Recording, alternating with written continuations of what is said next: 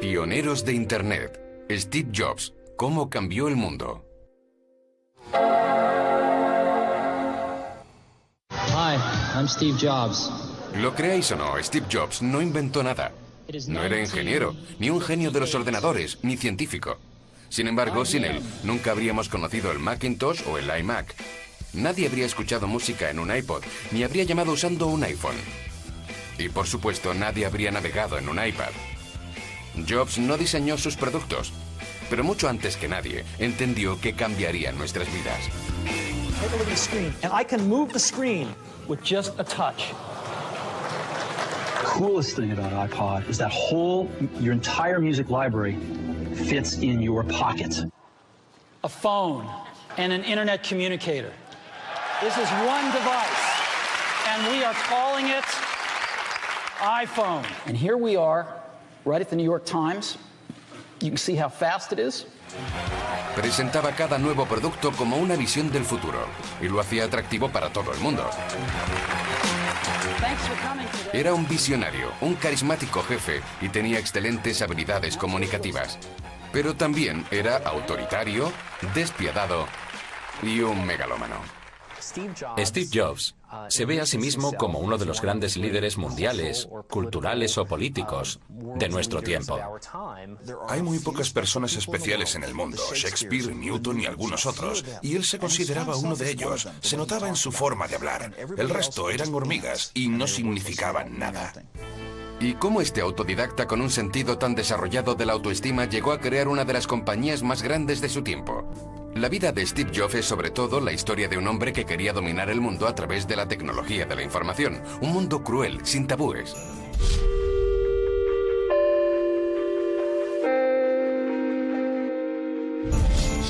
Steve Jobs nació en San Francisco, California, el 24 de febrero de 1955.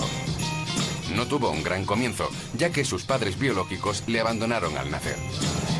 Su madre, una estudiante soltera, y su padre, un joven profesor de origen sirio, no pudieron hacerse cargo de él y fue adoptado por Paul y Clara Jobs, una pareja estadounidense que nunca tuvo oportunidad de estudiar.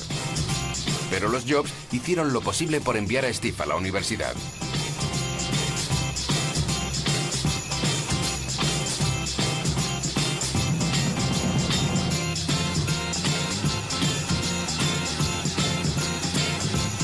El joven Steve creció con sus padres adoptivos en el sur de San Francisco, en esta pequeña casa de las afueras, en el corazón de un valle lleno de manzanos, que no tardaría en conocerse como Silicon Valley.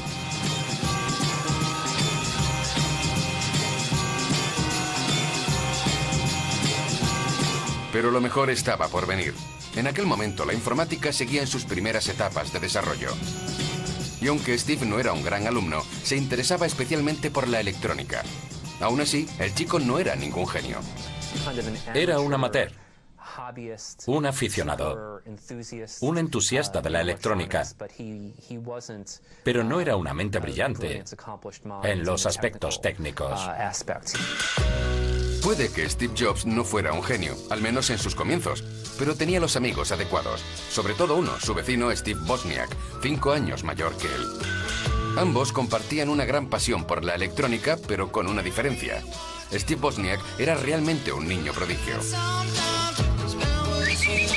Encontramos a Steve Wozniak, el ex cómplice de Jobs, en su casa del acogedor Distrito de los Gatos, en California. Ahí vienen. Recuerda cómo de joven pasaba horas ideando todo tipo de sistemas electrónicos y no se les daba nada mal. Oh, mira quién viene también. Yo era excelente. Con los años desarrollé ideas que tenía en la mente, formas de combinar chips que... cuesta creer cómo lo hice. No podía contárselo a nadie. No podía dejar que otra persona desarrollara mis ideas. Lo conseguí porque me esforcé durante años por mejorar y mejorar mis trabajos, sin leer ningún libro sobre el tema. Los antiguos logros de Steve Wozniak aún le sorprenden, por una buena razón. Siempre fue muy avanzado, un genio incluso. Leía a la edad de 3 años y a los 7 fabricó su propia radio. A los 13 años tenía grandes conocimientos sobre electrónica. A lo largo de su adolescencia creó un invento tras otro. El más destacado, la caja azul, el primer teléfono desde el que se podían realizar llamadas a todo el mundo de forma gratuita. Se insertan unos códigos de señales en el teléfono y este comienza a utilizar las líneas telefónicas haciendo llamadas de forma gratuita. El sistema de telefonía comienza a conectar con números de todas partes, sin cargos. El teléfono funcionaba perfectamente, pero resultó ser ilegal, por lo que Wozniak no podía hacer nada con él. Unos años más tarde, inventaría la máquina del futuro. Veámosla.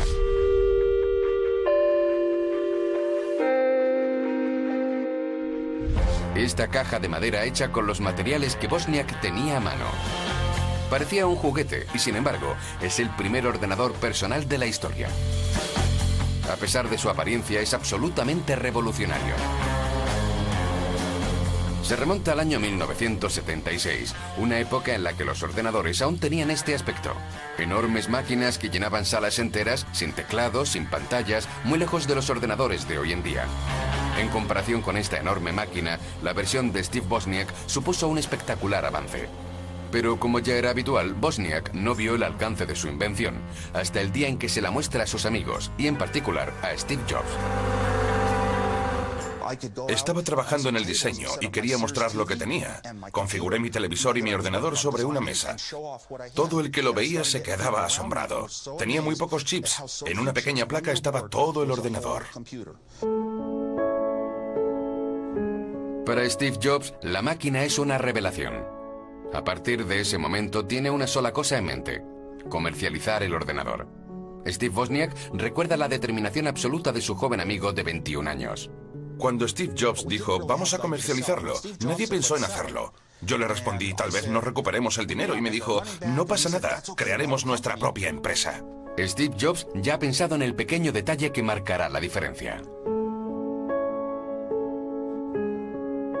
Se le ocurrió el nombre de Apple Computer, un nombre increíble. Apple. ¿De dónde surgió esa idea? Steve Jobs estuvo muy influenciado por el movimiento hippie, así como por un viaje místico que hizo a la India. En la década de 1970, Steve aspiraba a los ideales de la generación que quiso cambiar el mundo. Manifestaciones de protesta, música, drogas, lo probó todo. Para divertirse, su grupo de amigos se reunía en una comuna situada en una granja y comían manzanas. Dan Kotkin lo recuerda así. Steve, mi novia, yo y otros amigos nos alojábamos en aquella granja. Era un huerto de manzanas y pasábamos el tiempo recolectándolas, ya que en aquella época éramos frugívoros. Nos alimentábamos de manzanas. Inspirado por el movimiento hippie como homenaje a Isaac Newton, que descubrió la gravedad tras caerle una manzana en la cabeza, Steve Jobs la elige como logotipo. La mordedura del lado derecho se hizo para evitar que la confundieran con un tomate. Todo lo que el joven gerente hippie necesita ahora es encontrar clientes interesados en su revolucionario ordenador llamado Apple I. Rápidamente, Jobs recibe su primer pedido de 100 unidades de Byte Shop, una de las primeras tiendas especializadas en ordenadores que acaba de abrir en Silicon Valley. El biógrafo Owen Linzmayer recuerda la extraordinaria presentación de venta que hizo Steve Jobs aquel día, a pesar de su imagen hippie. Era un joven hippie con sandalias, pantalones cortos y barba, que pidió un crédito de 30 días de varios miles de dólares para poder construir un ordenador que no se había probado en una industria inexistente. En aquel momento no existía la industria de los ordenadores personales. Solo estaban aquellos chicos y sus sueños en un garaje. Cuando Steve anuncia su primera venta a su socio, Wozniak no puede creerlo. Sobre todo porque aún no habían fabricado un solo ordenador. Consiguió un pedido de ordenadores fabricados por $500 cada uno. 100 ordenadores eran $50.000, el doble de mi salario anual en Hewlett Packard. Era una cifra grande, fue un shock financiero. Con los primeros $50.000 aún deben fabricar los equipos y lo hacen con los recursos que tienen a mano. Contratan a su amigo de sus años hippies, Dan Kotkin, quien se convierte en el primer empleado de Apple. 29 años después, Dan nos lleva a su primer puesto de trabajo. Esto es Cupertino. Casi hemos llegado. Aquí está Chris Drive. Y el viaje merece la pena. Una de las empresas más grandes del mundo comenzó aquí, en la casa de los padres de Steve Jobs, en casa de papá y mamá. Aquí es donde me alojé en el verano del 76. Apple Computers comenzó en el dormitorio de la hermana de Steve, al fondo de la casa, pero luego se trasladó a la sala de estar. Lo cierto es que empezamos a construir el Apple I en la mesa del salón y luego nos mudamos al garaje. Dan trabajó durante varios meses en este garaje, que se ha convertido en un lugar legendario de Estados Unidos. Dan no es un manitas y tampoco un genio de los ordenadores, tampoco lo es Jobs, pero contrata a Dan para hacer las soldaduras por $3.25 la hora. No es un mal salario para un humilde técnico en esa época. En aquel momento yo no sabía nada de ordenadores, así que simplemente hacía lo que me decían. Steve y Steve tenían un plan detallado de todo, y yo no tenía ni idea de nada. Yo solo trataba de ayudar. Fabricando sus productos en un garaje con unos gerentes hippies, los primeros pasos de Apple son algo extravagantes. Pero el Apple I recibe el elogio de la crítica y en unos pocos meses la empresa vende más de 200 unidades. No está mal para un ordenador que hasta ahora ha sido dominio exclusivo de los cerebritos de la tecnología de la información. Apple I es algo básico e incluso se vende sin pantalla, lo que significa que los usuarios tienen que conectarlo a una pantalla de televisión. Manejarlo requiere conocimientos tanto de informática como de bricolaje. El Apple I no se puede llamar ordenador personal, porque había que ser técnico para instalarlo. Había que conectar los cables de acuerdo con los diagramas que imprimimos en una hoja de papel. Después, conectarlo a un monitor de televisión y averiguar qué transformadores comprar para obtener los voltajes adecuados para el ordenador. Había que tener conocimientos para montarlo.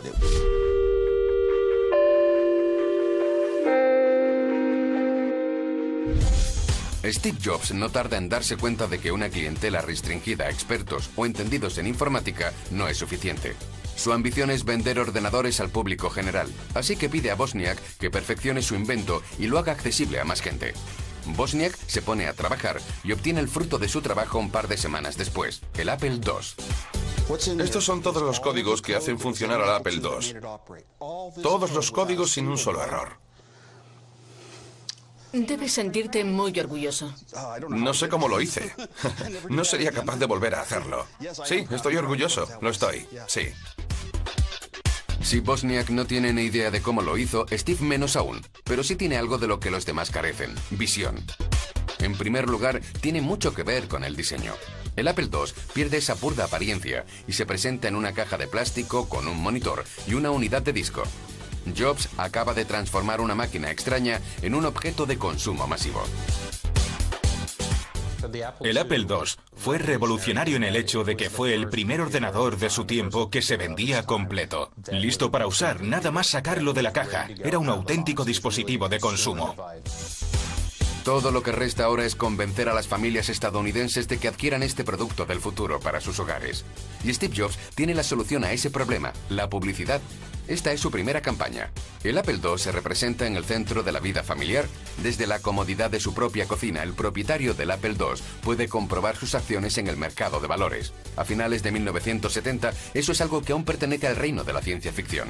Y ahí es donde reside la genialidad de Steve Jobs, en llevar la tecnología a nuestra vida cotidiana, 20 años antes de la era de Internet, convirtiéndose en el primer hombre en imaginar productos sencillos, útiles y entretenidos que cambiarán para siempre nuestras vidas. Es 1979 y el joven ingeniero Andy Herfeld acaba de ser contratado por Jobs. Andy recuerda el vertiginoso éxito del nuevo ordenador nada más salir a la venta. Vender 1000 ordenadores mensualmente fue un gran éxito para Apple. Estaban encantados de vender 1000 unidades al mes en 1978. Los dos fundadores posan con orgullo para la posteridad. A principios de los años 80, su aventura se ha convertido en una historia de éxito. 4 años después de comenzar en un garaje, la pequeña empresa se ha convertido en un nombre clave de Silicon Valley. El Apple II ha conquistado Estados Unidos. Se han vendido 300.000 unidades y ahora incluso se utiliza en los colegios. Los estudiantes estadounidenses aprenden informática en el Apple II. A finales de la década de los 80, la joven compañía cotiza en bolsa y abre sus puertas al mercado. Se venden casi 5 millones de acciones de Apple en pocos minutos y el valor de la compañía sube un 32% el primer día. Ambos jóvenes se convierten en millonarios de la noche a la mañana. Jobs tiene 25 años y Wozniak 30. Su activo conjunto es de 300 millones de dólares. Sus estilos de vida mejoran en consecuencia. Este es el Porsche de Wozniak con su matrícula de Apple II. Jamás tuve mi propia casa. Nunca tenía suficiente dinero y pensaba que jamás lo tendría para poder irme de vacaciones a Hawái. Y de repente lo tuve todo. Así que sí, fue una sensación fantástica. Pero poco a poco, el genial inventor se retira de la empresa para dedicarse a sus pasiones, improvisar inventos extraños o incluso organizar grandes conciertos de música folk. Es más, tener a Steve Jobs como socio no es fácil. Nunca tiene suficiente. Quiere controlarlo todo, absolutamente todo. Para Jobs, la aventura apenas comenzaba.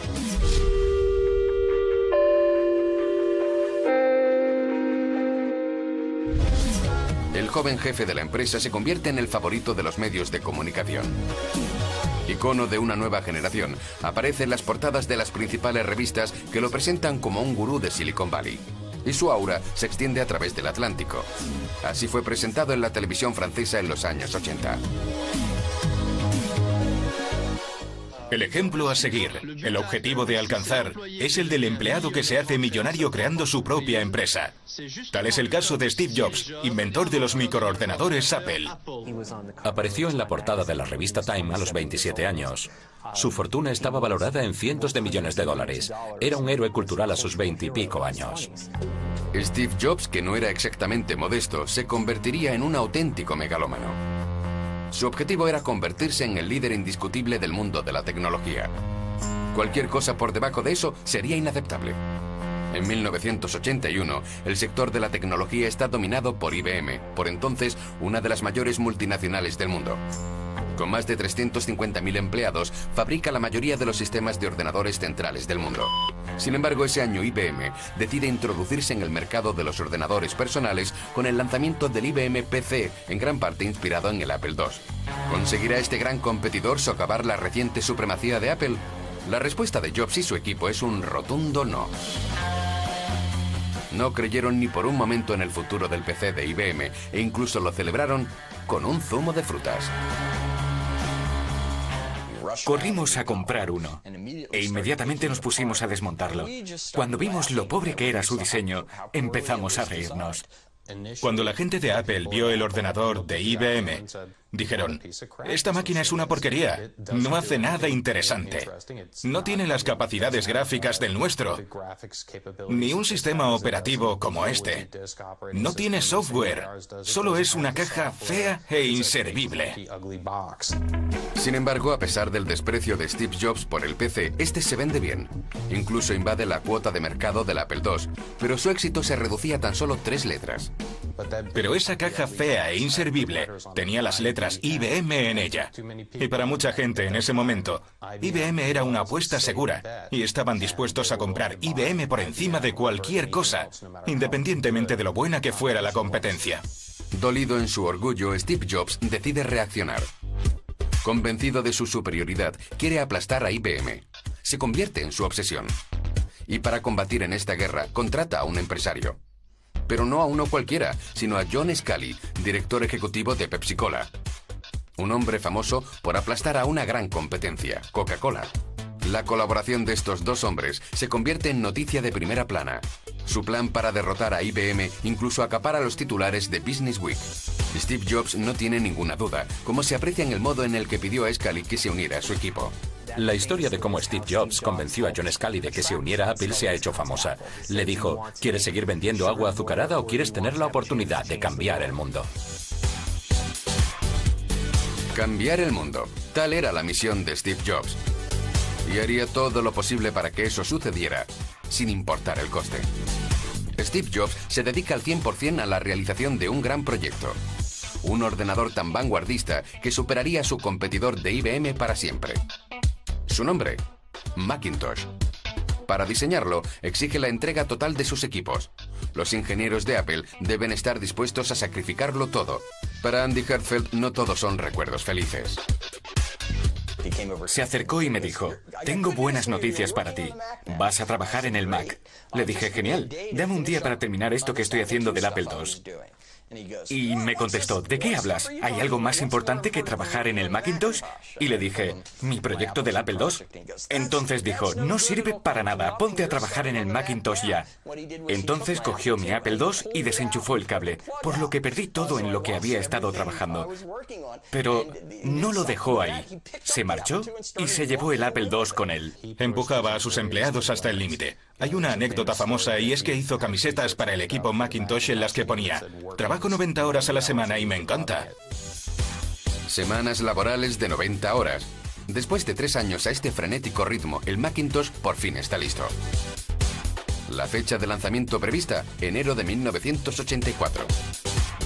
Sin embargo, 1984 es también el título de una novela de George Orwell, un libro futurista que denuncia una gran sociedad totalitaria dominada por un dictador, el Gran Hermano. Steve Jobs quiere usar su mensaje y convence a Ridley Scott de que ruede un anuncio. Let's show them why 1984 won't be like 1984. Muestra a una multitud de personas sin expresión, grises, caminando como robots hasta un auditorio donde escucharán el discurso del Gran Hermano. Todo encaja en la visión que tiene Apple del mundo con IBM como el Gran Hermano y ellos como salvadores. Los esclavos del anuncio representan a los empleados condenados a utilizar ordenadores IBM en su compañía. Mientras que la joven deportista rebelde representa a Macintosh, obviamente.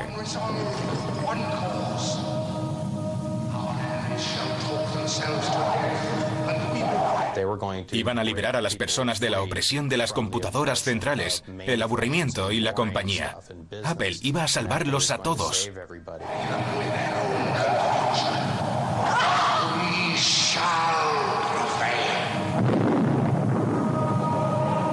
On January 24th, Apple Computer will introduce Macintosh. And you'll see why 1984 won't be like 1984. La razón por la que el Macintosh no aparece en este anuncio es porque Steve Jobs quiere tener el privilegio de presentar su creación al mundo entero. Andy Hertzfeld recuerda aquel famoso 24 de enero de 1984, el día en que se presentó el Macintosh. Espero que puedas ver todo el auditorio como yo. Todo el mundo enloqueció. Ese día, ante un auditorio lleno y frenético, Steve Jobs organizó su propia consagración. You've just seen some pictures of Macintosh. Now I'd like to show you Macintosh in person. En un espectáculo al estilo estadounidense, para su gloria y la de su creación, se dispone a demostrar su avance tecnológico, logrando al fin que la interacción con el ordenador sea más humana. En pantallas gigantes descubrimos su capacidad de animación y gráficos. Por primera vez, un ordenador permite incluso dibujar. A modo de ilustración, un retrato de sí mismo, Jobs se muestra más megalómano que nunca. Escuchad lo que programa en su máquina. Right now, I'd like to sit back and listen. So it is with considerable pride that I introduce a man who's been like a father to me, Steve Jobs. Steve Jobs apenas puede ocultar su emoción, convencido de que su bebé le permitirá aplastar a IBM y llegar a ser, por supuesto, el amo del mundo. ¿Habéis visto eso? ¿Cómo está prácticamente llorando? A los 29 años, Steve Jobs está en el pináculo de su gloria. El Mac y su presentación son un golpe de genio.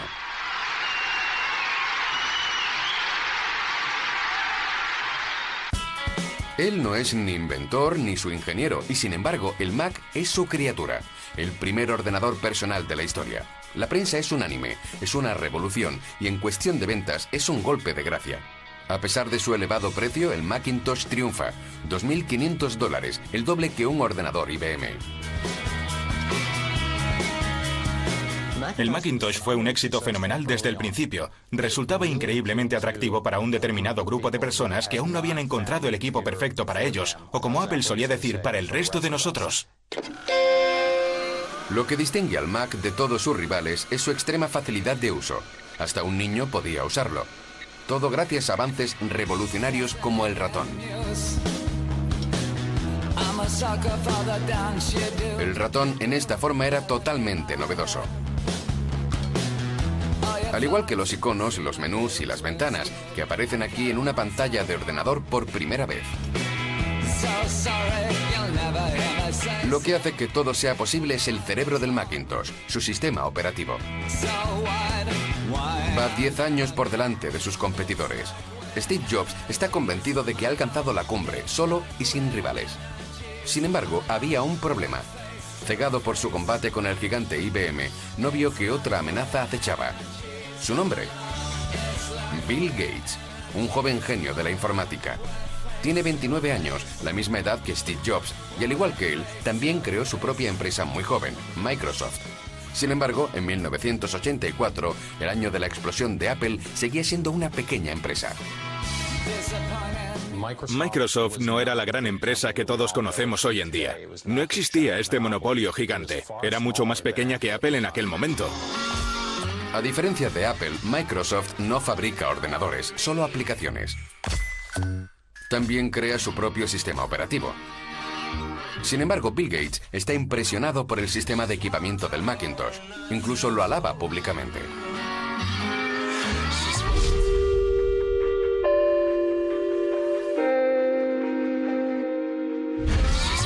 Well, to create a new standard, it takes something that's not just a little bit different. It takes something that's really new and really captures people's imagination. And the Macintosh, of all the machines I've ever seen, is the only one that meets that standard. Nadie sospecha que Bill Gates tiene un proyecto en mente: descubrir el secreto del Macintosh. Bajo su propia marca, quiere crear un sistema igual de avanzado, con la inconfesa intención de venderlo a los rivales de Apple. ¿Pero cómo lo hace? Desde hacía algún tiempo, Bill Gates había estado trabajando para Apple, proporcionándoles software. En ese momento, los ingenieros del grupo no veían necesidad de ser cautelosos con este pequeño proveedor. Algo que aprovecharía averiguando discretamente todo lo posible sobre el sistema Macintosh. Recuerdo muy claramente la primera vez que mostramos el Macintosh a Bill Gates. Ahora suena como si le hubiésemos mostrado su propio futuro. Pero pasó un tiempo antes de que Apple lo descubriera, a pesar de que Bill Gates se mostraba cada vez más curioso. Todo lo referente al Macintosh le fascinaba. Hacía muchas preguntas, demasiadas preguntas, hasta el punto de que Steve Jobs le sorprendió en una discusión con Andy. Estaba a punto de decir, podrías crearlo incluso partiendo de un Apple II. Cuando Steve escuchó lo que estaba a punto de revelar, gritó: ¡Calla! Él pensó que no le había entendido y volvió a gritar mucho más alto: ¡Calla! Y todo el mundo miró como diciendo, vale, mensaje recibido. Steve Jobs tenía motivos para preocuparse, pero ya era demasiado tarde. La bomba estalló un par de meses después, cuando la tecnología de los PCs, milagrosamente, se equiparó a la de los Macintosh. Habían incorporado un menú desplegable y un ratón, todo gracias a un nuevo programa de Microsoft. Bill Gates acababa de lanzar su propio sistema operativo, Windows, inspirado directamente en el cerebro del Macintosh. Cuando Steve supo lo de Windows, dijo algo así como, yo estaba presente, y añadió, quiero a Bill Gates en este despacho antes de que se ponga el sol. Necesitaba enfrentarse a él.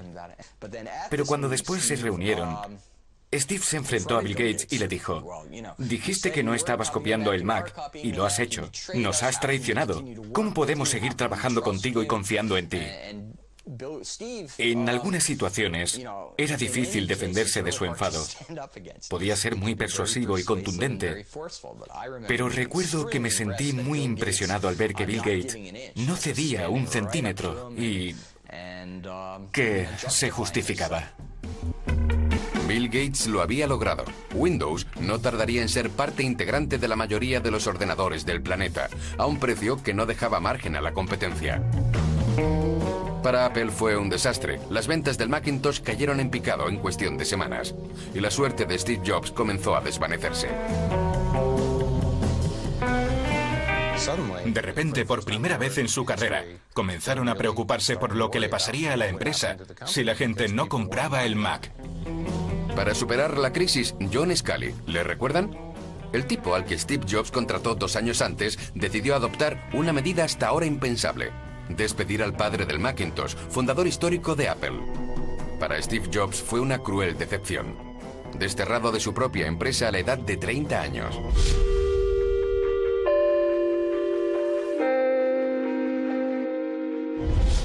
Lo que pasó era impensable. Realmente fue, bueno, era algo que nadie esperaba, porque era una figura esencial para la empresa. Pero tenía sentido. What had been the focus of my entire adult life was gone, and it was devastating. I really didn't know what to do for a few months.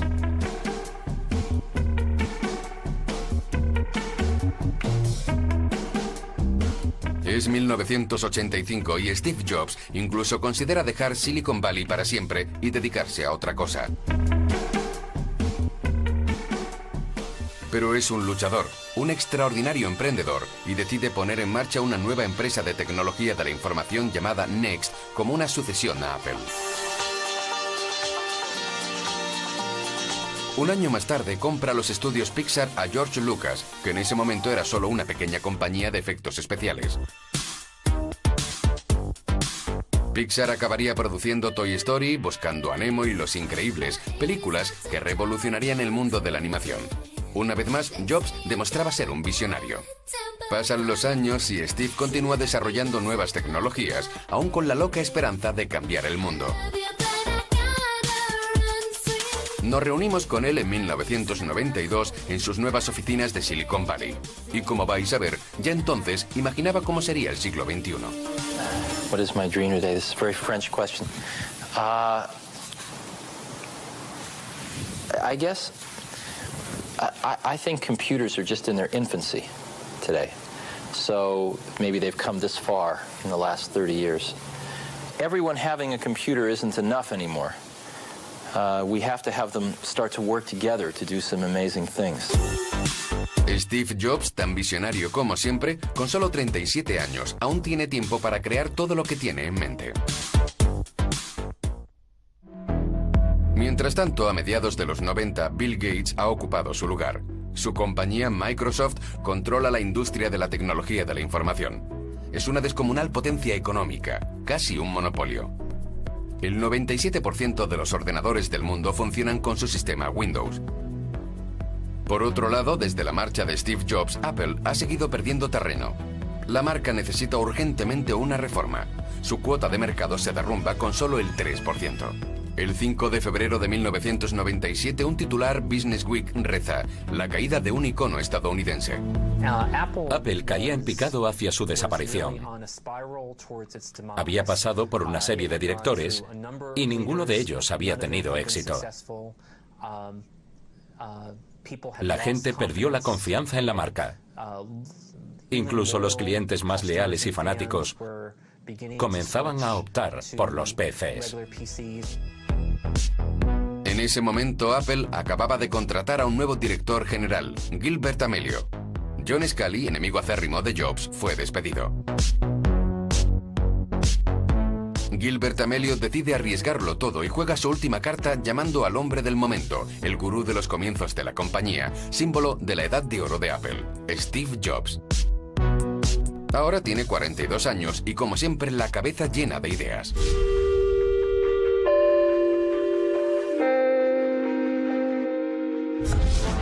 En agosto del 97, el fundador firma su regreso con un mega espectáculo digno de los viejos tiempos. Esperado como el Mesías por los fieles seguidores de la marca, Steve Jobs anuncia unas medidas de rescate para sacar a Apple del borde del abismo. Y comienza con un giro dramático de los acontecimientos. I'd like to announce one of our first partnerships today, a very, very meaningful one, and that is one with Microsoft. El público se queda atónito. I know. Algunos piensan que es una broma, pero Steve Jobs se muestra serio. Rather than repeating history, I'm extremely proud of both companies that they have resolved these differences in a very, very professional way. And I happen to have a special guest with me today via satellite downlink. And if we could get him up on the stage right now. Y aquí está su invitado especial, el hombre que lo traicionó unos años antes, Bill Gates. Good morning. Para el público, Gates es el diablo encarnado. Some of the most exciting work that I've done in my career has been the work that I've done with Steve on the Macintosh. Los archienemigos han hecho lo impensable, firmando un acuerdo secreto y resolviendo sus diferencias. Steve Jobs retira todos los procedimientos legales en contra de Bill Gates, a quien había acusado de copiar su Macintosh. Por su parte, Bill suministra a Steve programas para sus ordenadores y un fabuloso cheque de $150 millones. Se parece mucho a un pacto con el diablo, pero Steve Jobs está dispuesto a cualquier cosa para rescatar a Apple del borde del abismo. Pero sobre todo, y lo que es más importante, resucitar la marca. Y nadie pudo hacerlo mejor que Steve Jobs, porque sus mayores activos y sus armas letales son los productos que vende. And so, this is how we're going to re-enter the consumer market. Parecen gigantescas pelotas translúcidas. Llamativos colores para reinventar al fracasado Macintosh, que los convierte en una oferta mucho más atractiva que el aburrido PC gris. Tecnológicamente hablando, tampoco es inferior. Sin torre, ni disco duro, con un módem interno y una interfaz fácil de usar incluso para los niños. Todo dentro del monitor. Y además, se vende por $1.300. La gente ahora puede permitírselo. Su nombre es el iMac. Because we want to be the computer company that makes the best and coolest computers in the world for you. Steve Jobs, el hijo pródigo, tiene un regreso triunfal. Su nuevo bebé, el iMac, anuncia la era de Internet y se venden como rosquillas. Apple vuelve a la carrera.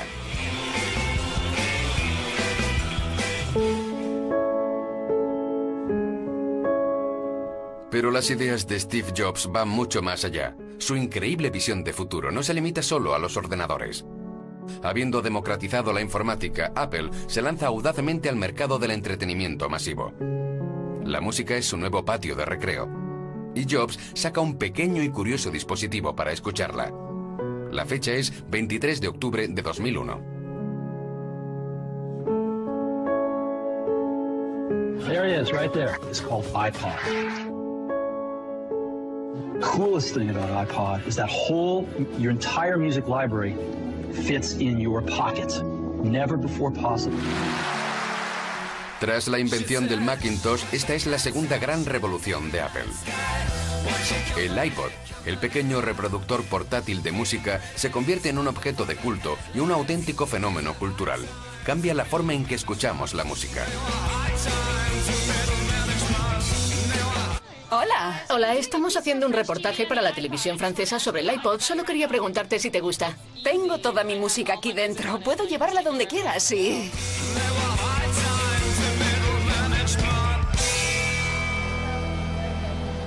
Es increíble. Es lo mejor que he visto nunca. ¿Qué te gusta? Me gusta todo de él. El iPod disfruta de un éxito extraordinario y rápidamente se convierte en el reproductor digital portátil número 1 del mundo. Apple ya ha vendido 275 millones. Y junto con el iPod viene el iTunes, la inseparable aplicación para la gestión de su música que Steve Jobs vende online. Lo que es más, Apple fija los precios. 9,99 € el álbum y 99 céntimos la canción.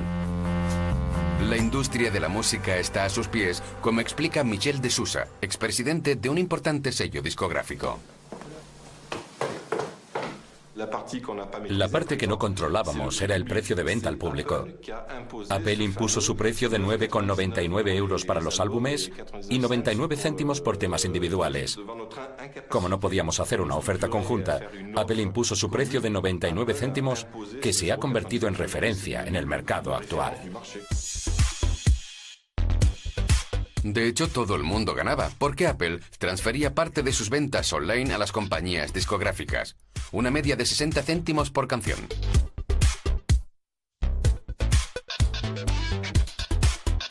Gracias a su catálogo, un año después de su lanzamiento, iTunes vende más de 50 millones de canciones, 500 millones al año siguiente y más de 10.000 millones en la actualidad.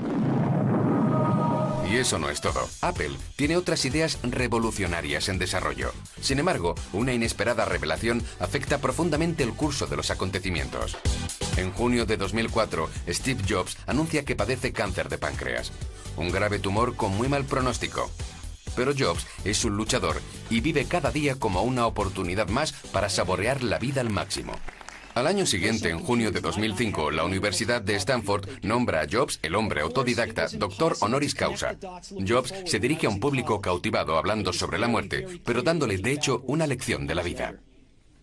Remembering that I'll be dead soon is the most important tool I've ever encountered to help me make the big choices in life. Aconseja a los estudiantes que no dejen sus vidas pasar y que persigan activamente sus sueños.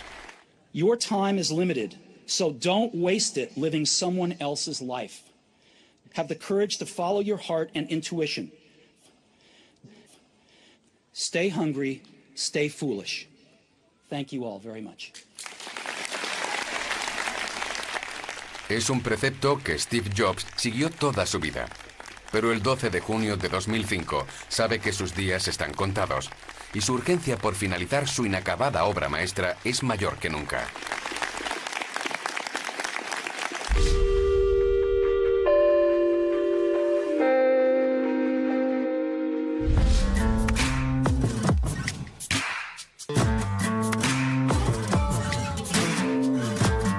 Tras los ordenadores y la música, llegó el teléfono.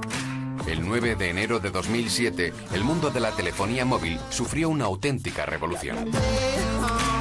A phone and an internet communicator. This is one device, and we are calling it iPhone. En un espectáculo perfectamente coreografiado, Steve Jobs, como un mesías de los tiempos modernos, lanza su última maravilla con una sola ambición en mente: ser la referencia en la telefonía móvil. Y sobre todo, un evento con el poder de causar un gran revuelo.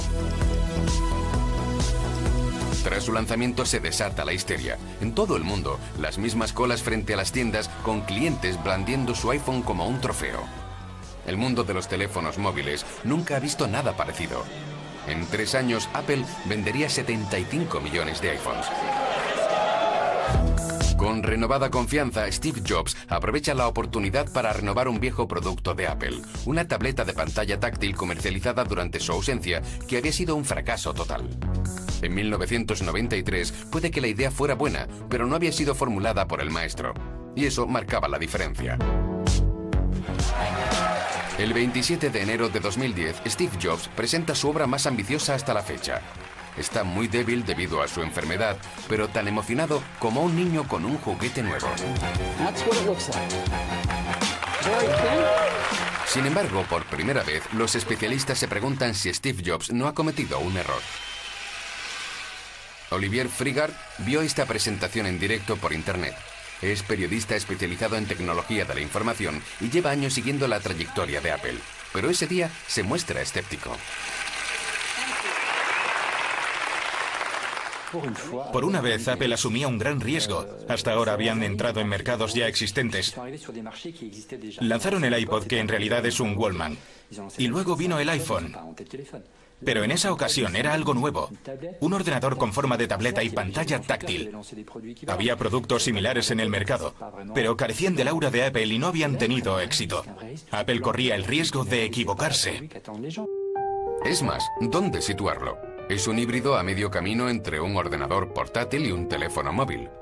Carece de puerto USB, de reproductor de DVD y de webcam. El iPad es desconcertante. Pero Steve Jobs no duda, nunca lo hace. Y al parecer con razón, ya que el iPad es un éxito rotundo. También es una mina de oro para la empresa, ya que aparte de sus funciones inherentes, el iPad es una gigantesca tienda online donde se pueden encontrar cientos de miles de aplicaciones de pago para descargar. Y por supuesto, de cada compra, Apple se lleva una parte. Sin embargo, lo más impresionante de todo es que gracias al iPad entramos en una nueva era de la tecnología de la información. Sin exagerar, todos sentimos que estábamos viviendo un momento crucial en la historia de la tecnología de la información. Lo que estábamos presenciando era tal vez la muerte del ordenador, con una nueva generación de productos accesibles a todo el mundo. Con el Mac, el iMac, el iPod, el iPhone y el iPad, Steve Jobs logró cumplir parte de su sueño. Él, que había prometido hacer un ordenador tan fácil de usar como una tostadora, ganó su apuesta. Lograr que la tecnología de la información sea parte de nuestra vida cotidiana. Esa fue su razón de vivir durante más de 30 años y, en cierto modo, logró cambiar el mundo. La historia estaba lejos de terminar, pero Steve Jobs tuvo que retirarse de la carrera. El 2 de marzo de 2011 hizo su última presentación ante un emocionado público. Y el 24 de agosto, agotado por su enfermedad, decidió apartarse a un lado y dimitir de su puesto como director ejecutivo de Apple. Después de enfrentarse a la muerte durante tanto tiempo, vivió cada día como si fuera el último. Y sin duda, fue ese el motivo de que durante sus últimos años al frente de Apple fuera tan creativo. El 5 de octubre de 2011, la muerte le dio finalmente alcance.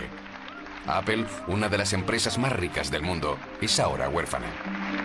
We've got a great hands-on area, and I'd really encourage you, go get your hands on one of these things. You won't believe it. Thank you very much.